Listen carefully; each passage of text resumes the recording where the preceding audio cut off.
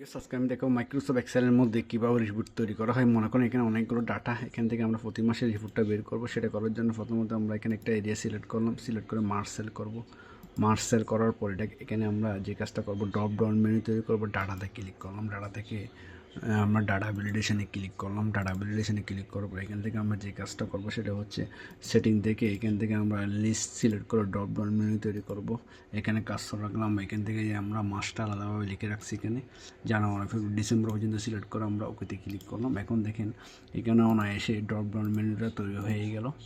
এখন এটাকে আমরা একটু সেন্টার করে নিই।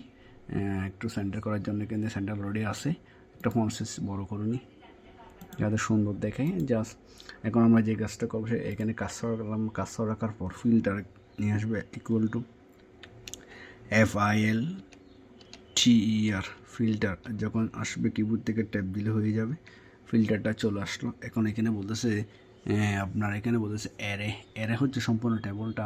এই সম্পূর্ণ টেবলটা আমরা সিলেক্ট করলাম, একদম নিচে বরাবর সিলেক্ট করলাম।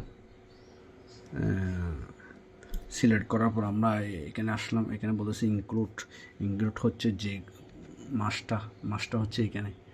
এটা আমরা মাসটা এখান থেকে টেনে সিলেক্ট করলাম। দেখেন সিলেক্ট করার পর আমরা ইকুয়াল দিব।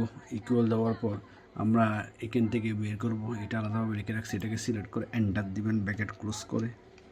দেখেন এখন যখন আপনি এন্টার দেন এপ্রিল মাসেরটা বের হয়ে গেল। আপনি হচ্ছেন কি আমরা এখান থেকে জানুয়ারিটা বের করব। এখন দেখেন জুনেরটা বের করলাম, জুনেরটা বের হয়ে গেল।